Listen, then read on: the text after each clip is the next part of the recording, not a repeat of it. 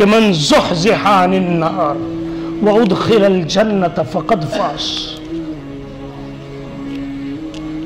ظلم ایک آگ ہے، بددیانتی ایک آگ ہے، حق تلفی ایک آگ ہے، ناانصافی ایک آگ ہے۔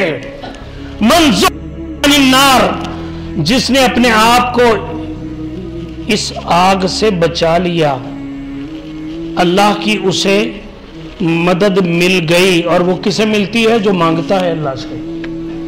ہر چیز بن مانگے دیتا ہے اللہ، ہر چیز، لیکن ہدایت بغیر مانگے نہیں دیتا۔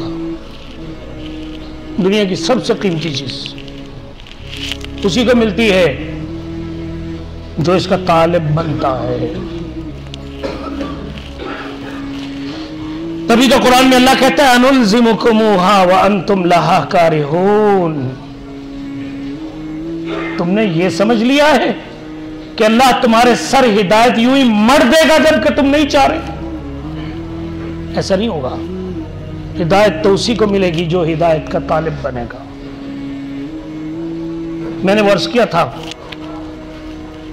کہ وہ خود طالب بنے یا کوئی دوسرا اس کے لیے طالب بن جائے، تب بھی قبولیت ہو جاتی ہے بعض دفعہ۔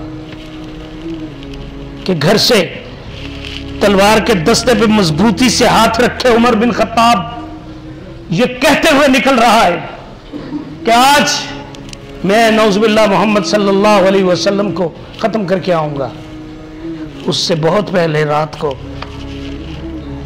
اللہ کے محبوب صلی اللہ علیہ وسلم سجدے میں سر رکھ کے عمر کو مانگ چکے تھے اللہ سے،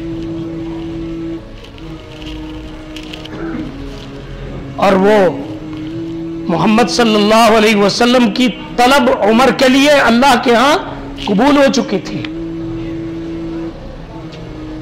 کہ گھر سے نکلے اس ارادے سے، اور جب واپس لوٹ رہے ہیں تو اتنی بڑی شخصیت بن کے لوٹ رہے ہیں کہ اللہ کے نبی پہ فرماتے ہیں لَوْ كَانَ بَعْدِي نَبِيًّا لَكَانَ عُمَرٌ، اگر مجھ پہ نبوت اور رسالت کے سلسلے کا اختتام نہ ہو چکا ہوتا، میرے بعد بھی یہ سلسلہ چلنا ہوتا، تو یقیناً میرے بعد عمر کو نبی بنایا جاتا۔